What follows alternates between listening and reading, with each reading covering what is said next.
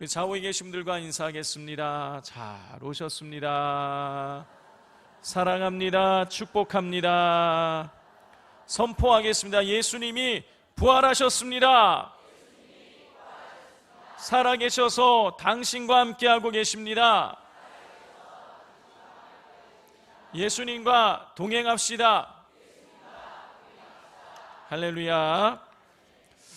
성도 여러분, 혹시 중고 물품 파는 매장이나 벼룩시장 혹시 가보신 적이 있으십니까?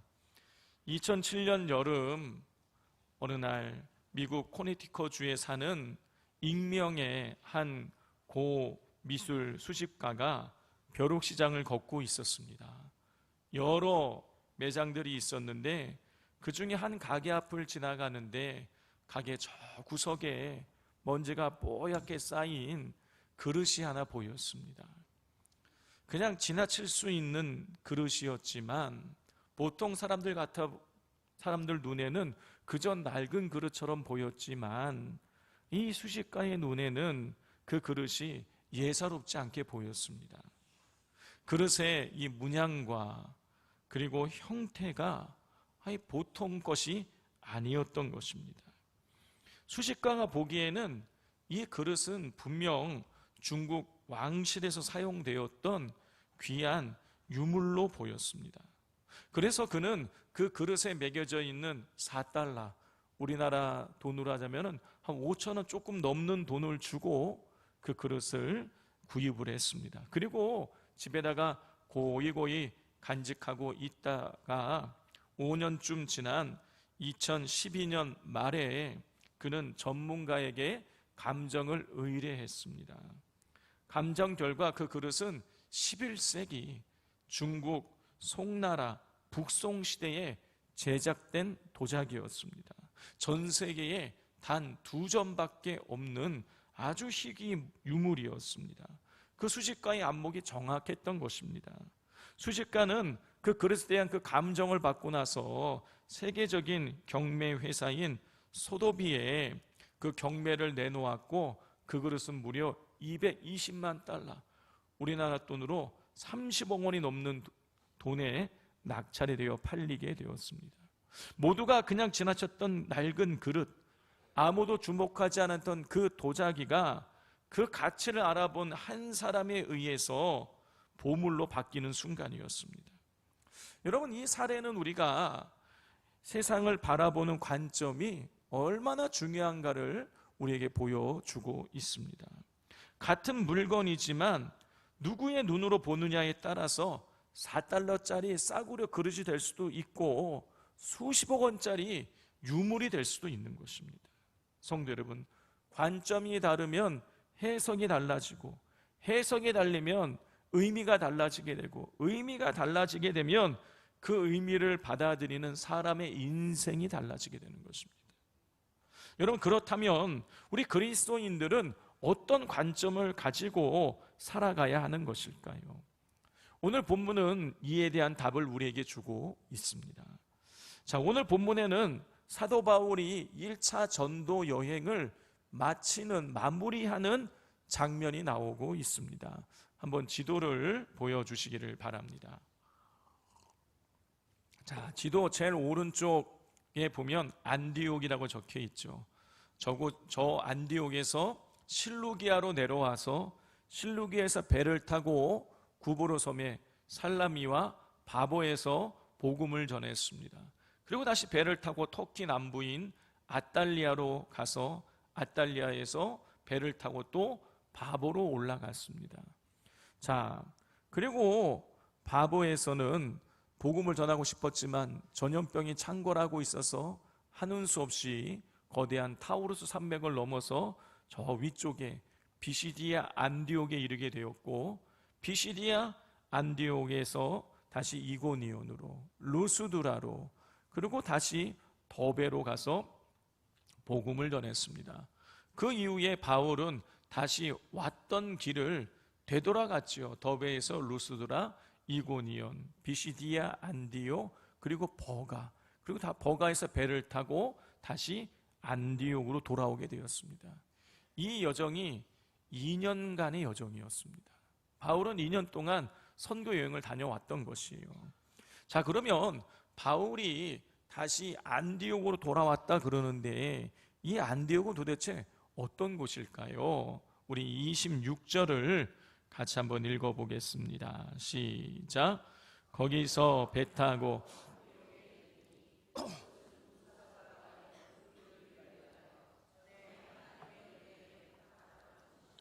바울이 선교를 마치고 2년 만에 돌아온 이 안디옥은 이 바울과 바나바를 선교지로 파송한, 그리고 두 사람을 선교지로 파송을 하면서 하나님의 은혜에 부탁했던 바로 그 안디옥 교회를 의미하는 것입니다.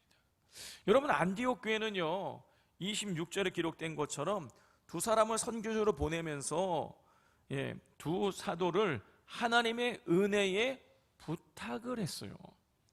여러분, 여기서 이 부탁했다라는 단어의 이 단어가 파라디도미인데, 파라디도미의 뜻이 뭐냐면 맡기다, 넘겨주다, 그런 뜻을 가지고 있어요. 그러니까 두 사람을 하나님의 은혜에 부탁했던 얘기는 두 사람을 하나님의 손에 맡겼다, 그런 뜻인 거예요. 성도 여러분, 사도행전 13장 2절과 3절을 보면 이 안디옥 교회는요 금식하며 기도하는 가운데에 성령의 음성을 들어요. 바울과 바나바를 성령께서 시키시는 일을 위해서 따로 세우라 라는 음성을 듣게 됩니다. 자, 그래서 어떻게 합니까? 그 음성을 듣고 나서 다시 금식하고 기도하고, 그리고 나서 바울과 바나바에게 안수를 한 다음에 두 사람을 선교지로 파송을 하게 되는 거예요. 금식하고 기도하고 안수했다라는 얘기는요 두 사람의 생명과 안전을 하나님의 손에 맡겼다라는 뜻인 것이죠. 여러분, 이렇게 최초의 선교는 바울과 바나바를 하나님께 맡김으로 시작이 되었어요. 선교 전략도 제대로 된 후원도 없는 초라한 선교의 시작이었지만, 여러분, 이 초라한 선교의 시작은요 여러분 결국 당시 세계 중심이었던 로마를 복음화시키고 땅끝까지 복음이 전해지는 초석이 되었습니다. 여러분, 하나님의 위대한 일은 하나님께 맡김으로부터 시작이 되게 되는 것입니다. 성도 여러분, 지극히 작고 초라한 인생일지라도 그 인생이 하나님의 손에 온전히 맡겨지게 되면 하나님께서 그 인생을 통해서 놀라운 일을 이루어 나가시게 되는 것입니다. 그러므로 우리는 모든 일을 함에 있어서 가장 먼저 뭘 해야 되느냐? 우리 자신을 하나님께 내어 맡겨야 되는 거예요. 잠언 16장 3절입니다. 너의 행사를 여호와께 맡기라. 그리하면 내가 경영하는 것이 이루어지리라. 여러분, 그렇습니다. 모든 일의 성취는 하나님께 맡김으로부터 시작이 되는 것입니다. 여러분, 이 사실을 기억하시고 무슨 일을 하기에 앞서 가장 먼저 하나님 앞에 모든 것을, 우리 자신을 내어 맡기실 수 있기를 바랍니다. 자, 하나님께 맡겨진 채로 선교를 시작했던 바울과 바나바는 2년간의 선교를 마치고 안디옥 교회로 돌아왔습니다. 그리고 그들은 선교 보고를 하였어요. 우리 27절을 같이 한번 읽어보겠습니다. 그들이 이르러 교회를 모아 하나님이 함께 행하신 모든 일과 이방인들에게 믿음의 문을 여신 것을 보고하고. 자, 27절 그 앞에 보면 그들이 이르러 교회를 모았다 그랬어요. 여러분, 교회를 모았다는 얘기는 무슨 뜻일까요?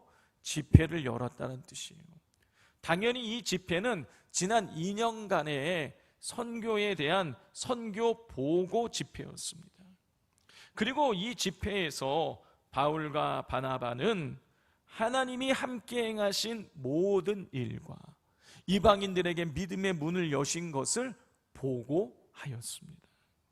여기서 이 보고하되 보고하고라고 번역이 된 아낭겔로라는 이 단어는요, 되풀이해서 알리다 라는 뜻을 가지고 있어요. 그리고 미완료 형태로 되어 있습니다. 그러니까 이 바울의 선교 보고는요, 아주 장시간에 걸쳐서 아주 세밀하게, 그리고 몇 번이고 반복해서 이 보고가 이루어졌다라는 것을 의미하는 것이에요. 자, 그런데 여러분, 이 바울이 지난 그 2년간의 시간은 어떤 시간이었습니까? 여러분, 인간적인 관점으로 보자면 실패의 연속이었어요. 여러분, 구보로 섬에서 선교를 마치고 밤빌리아 버가에 이르렀을 때에 어떤 일이 있었습니까? 수행원이었던 마가 요한이 돌연 집으로 돌아가 버렸어요. 여러분, 당시에 이 바울과 바나바는요, 나이가 한 60쯤 되었어요. 그 당시로서는 상당히 고령이었습니다. 그렇기 때문에 젊은 이 바나바의 조카인 이 마가 요한이 그들을 수행하기 위해서 안디옥교에서 따로 붙여주었어요. 힘에 겨웠던 것이죠. 그런데 갑자기 혼자서 고향으로 돌아가 버렸어요. 거기다가 어친 데 덮친 격으로 여러분, 밤빌리아 버가에 전염병이 창궐하고 있어서 버가에 선교를 할 수가 없었습니다. 그래서 예정에도 없이 거대한 타우루스 산맥을 넘어야 했어요. 여러분, 타우루스 산맥의 최고 높이는요 3756m에 이르고요, 평균 고도는요 1500m가 넘었어요. 그러니까 평균 고도가 우리나라 한라산만큼의 그 정도 높이인 거예요. 당연히 한여름에도 밤에는 추웠을 것인데, 이 바울과 바나바가 언제쯤 이걸 넘어가냐면은 대략 한 9월쯤 넘어간 거예요. 당연히 밤이 되면 엄청 추웠을 것입니다. 그리고 상당히 높은 고도에 있는 산맥이었기 때문에 제대로 된 숙박시설도 없었을 것이고, 당연히 제대로 먹지도 못했을 것이에요. 거기다가 그 산맥에는 도적대들이, 강도들이 우글우글 거리고 있었어요. 그러니 이 산맥을 넘어간다, 이 폭이 한 160km 정도 되는데 이거를 산길을, 비포장 도로를 이걸 넘어간다, 여러분, 이거는요 목숨을 거는 행위인 거예요. 그런데 바울과 바나바는요 잘 준비하고 넘어도 힘든 이 산맥을 예정에도 없이, 아무 준비 없이 이 산맥을 힘들게 넘어간 것입니다. 그러니 정말 죽을 고생을 했을 거예요. 그런데 그렇게 힘들게 이 산맥을 넘어서 비시디의 안디옥에 도착을 했는데 고생이 끝나질 않는 거예요. 13장 50절입니다. 이에 유대인들이 경건한 귀부인들과 그 신의 유력자들을 선동하여 바울과 바나바를 박해하게 하여 그 지역에서 쫓아내니, 그렇게 힘들어서 산맥을 넘어가지고 비시디 안디옥에 겨우 도착을 했는데 바울과 바나바가 거기서 박해를 받고 쫓겨나게 되는 것입니다. 그래서 하는 수 없이 비시디의 안디옥에서 가장 가까운 곳인 이고니온이라는 도시로 가게 되는데, 여러분, 이고니온에서도 바울과 바나바가 험한 꼴을 당합니다. 우리 14장 5절과 6절을 다 같이 한번 읽어보겠습니다. 14장 5절 6절입니다. 이방인과 유대인과 그 관리들이 두 사도를 모욕하며 돌로 치려고 달려드니 그들이 알고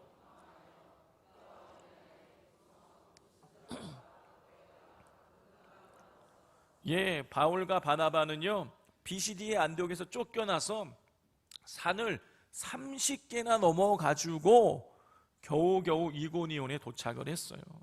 그런데 이고니온에서 바울과 바나바가 모욕을 당하고, 그리고 사람들이 돌로 치려고 해서 어쩔 수 없이 도망을 쳐야만 됐습니다.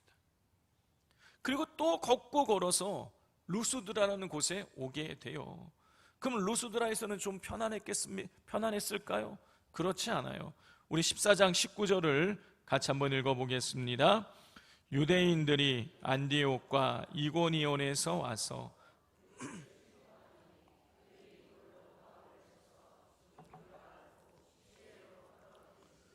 바울은요, 루스드라에서 사람들이 생각할 때 죽었다고 생각할 만큼 심하게 돌을 맞고 그리고 밖에다가 버려졌어요.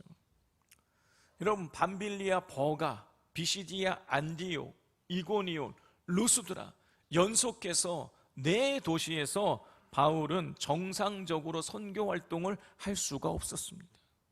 그들의 계획은 항상 어그러지고 그들은 쫓겨다니기에 바빴어요. 그리고 마가 요한의 갑작스러운 귀향과 타우루스 산맥이라는 돌반 변수를 바울과 바나바는 아주 힘들게 풀어내야만 했었습니다. 그러니 여러분, 인간적인 관점으로 보자면 바울과 바나바의 이 선교는 계획한 대로 된 것이 하나도 없는 실패의 연속이었습니다. 그런데 바울과 바나바는 2년 만에 이 안디옥 교회로 돌아와서 다음과 같이 선교 보고를 합니다. 우리 27절을 다시 한번 읽어보겠습니다. 시작. 그들이 이르되 교회를 모아 하나님이 함께 행하신 모든 일과 이방인들에게 믿음의 문을 여신 것을 보고하고, 인간적으로 보자면 실패의 연속이었던 이 선교였음에도 불구하고 바울은 첫째, 하나님이 함께 행하신 모든 일에 대해서, 이방인들에게 믿음의 문을 하나님께서 열어주신 것에 대해서 보고하였습니다. 여러분, 바울이 바나바가 엄청난 고생의 역경의 2년간의 시간이었음에도 불구하고 하나님이 자신들과 함께 행하신 일들에 관해서 이방인들에게 하나님이 믿음의 문을 여신 것에 대해서 보고했다라는 것은 그들의 2년간의 선교를 바울과 바나바가 하나님의 관점에서 해석을 하고 있다는 것을 보여주는 거예요. 분명 2년간의 선교는 힘든 시간이었어요. 계획이 어그러지고 박해를 받고 쫓겨가고 모욕을 당하고 죽을 때까지 돌로 맞고 험한 일의 연속이었습니다. 그러니 인간적인 관점에서 보면 여러분, 2년간의 선교는 바울과 바나바에게 상처와 심각한 트라우마로 남아야 할 시간들이었어요. 그러나 바울은 하나님의 관점으로 선교의 여정을 되돌아보았습니다. 그렇기 때문에 그렇게 많은 역경과 고난과 죽을 고비를 넘겼음에도 불구하고 그런 거 이야기하지 않고 하나님께서 자신들과 함께 행하신 일들에 관해서 이방인들에게 믿음의 문을 여신 것에 대해서 보고를 할 수 있었던 것입니다. 성도 여러분, 바울은 예수님을 부인했던 사람이에요. 그냥 부인한 정도가 아니라 예수 믿는 사람들 잡아다가 감옥에 가두고 심지어 스데반 집사를 돌로 쳐서 죽이는데 앞장섰던 인물이었습니다. 바울은요, 예수님께 씻을 수 없는 죄를 지은 사람이었어요. 그렇기에 그는 자기 자신에 대해서 자기는 죄인 중에 괴수라고 그렇게 고백을 했던 것입니다. 그런데 그렇게 죄인 중에 괴수하였던 이 바울이 예수님께서 그를 용서해 주시고 그를 선교의 도구로 삼아 주신 거예요. 그것뿐만이 아니라 바울을 통해서 구브로 섬의 총독이 예수님을 믿게 되고 선교를 방해하던 엘루마의 눈이 멀게 되는 역사가 일어나게 되고, 비시디아 안디옥에서 복음을 전했을 때에 그곳에 있는 사람들에게 기쁨과 성령이 충만하게 되어지고, 이고니온에서는 표적과 기사가 나타나게 되고, 루스드라에서는 걷지 못하던 사람이 걷게 되는 역사가 일어나게 된 거예요. 여러분, 그렇기에 선교 보고를 하면서 그는 하나님께서 자신과 함께 행하신 모든 일에 관해서 이방인들에게 믿음의 문을 여신 것을 보고하였던 것입니다. 성도 여러분, 분명 바울의 선교는 인간적인 관점에서 보면 그야말로 끔찍한 시간들이었지만 바울은 하나님의 관점에서 지난 여정을 되돌아보았습니다. 그렇기에 그는요, 자신이 얼마나 고생을 했는지, 자기가 타우르스 산맥을 넘어갈 때에 얼마나 춥고 배고팠는지, 비시디의 안디옥에서 박해당하여 쫓겼을 때에 얼마나 괴로웠는지, 루스드라에서 돌을 맞았을 때에 얼마나 고통스러웠는지 이런 거 보고하지 않는 거예요. 그는 고생을 보고하는 것이 아니라 자신을 통해서 이루신 하나님의 일에 관해서 보고하면서 하나님을 찬양하고 있는 것입니다. 성도 여러분, 똑같은 상황이라도 어떤 관점으로 바라보느냐에 따라서 해석이 달라지는 거예요. 해석이 달라지면 의미가 달라지고, 의미가 달라지면 그 의미를 받아들이는 한 사람의 인생이 달라지게 되는 것입니다. 여러분, 이런 사실을 잘 보여주는 성경의 인물이 있죠. 우리가 너무나 잘 알고 있는 하박국 선지자입니다. 여러분, 하박국 선지자가 선지자로 활동할 당시에 이스라엘의 모습은요, 그야말로 최악이었어요. 여러분, 바벨론에 의해서 수많은 이스라엘의 백성들이 잡혀가고 있었습니다. 포로로 끌려가고 있었어요. 사회적으로는요, 부정과 부패가 만연하고 있어서 그 어디에서도 정의를 찾아볼 수가 없었습니다. 뿐만 아니라 영적으로도 타락하여서 지도자들이 우상을 숭배하고 하나님의 율법을 무시하고 있었어요. 이 하박국 선지자는 악인이 형통하고 의인이 고통당하는 상황을 지켜보면서 고통스러운 시간을 보내고 있었습니다. 그런데 하박국 선지자가 쓴 하박국서의 마지막 장, 마지막 절을 보면은요, 그가 이런 고백을 하는 거예요. 하박국 3장 18절 19절입니다. 나는 여호와로 말미암아 즐거워하며 나의 구원의 하나님으로 말미암아 기뻐하리로다. 주 여호와는 나의 힘이시라. 하박국 선지자는 인간적으로 보자면 아무런 소망이 없는 절망만 가득한 상황 속에서 나는 여호와로 말미암아 즐거워하며 구원의 하나님으로 말미암아 기뻐하겠다. 주 여호와는 나의 힘이시라고 하나님을 찬양하고 있습니다. 여러분, 어떻게 이럴 수 있는 것입니까? 인간적인 관점이 아니라 하나님의 관점으로 이스라엘을 바라보고 있었기 때문인 것이에요. 여러분, 인간적으로 이스라엘을 바라보면은요, 아무런 소망이 없는 거예요. 나라가 망해가고 있는 거예요. 실제로 망했어요. 사회가 부정부패해요. 악인이 형통하고 의인은 고난당해요. 절망 그 자체예요. 그런데 그 상황 가운데에 하박국 선지자는 이럼에도 불구하고 하나님께서 이런 일들을 통해서 이스라엘을 새롭게 하실 것을 기대하고 바라보니 하나님으로 인하여서 기뻐하고 즐거워한다고 찬양할 수가 있었던 것입니다. 여기 하박국 선지자처럼 최악의 상황 가운데에서도 하나님의 관점으로 문제를 바라보며 승리한 사람이 있습니다. 새로운 밀레니엄 시대가 되었다고 온 세상이 들떠있던 2000년, 당시 이화여대 불문과에 재학 중이었던 이지선 자매는 큰 교통사고를 당했어요.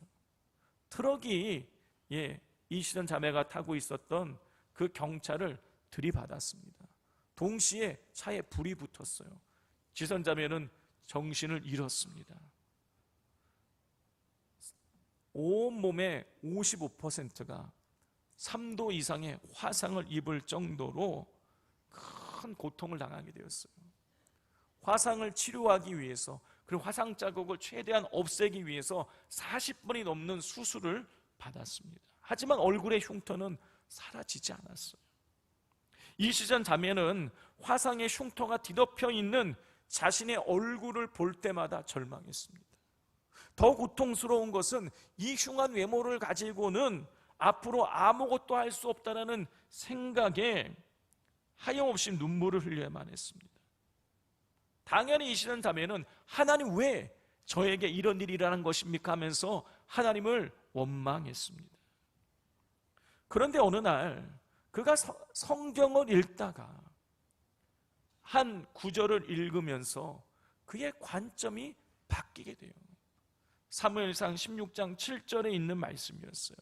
사람은 외모를 보거니와 나 여호와는 중심을 보느니라. 이 말씀을 통해서 그녀는 자신이 외모가 망가진 존재가 아니라 하나님 앞에서 여전히 가치 있고 존귀한 존재라는 사실을 깨닫게 되었어요.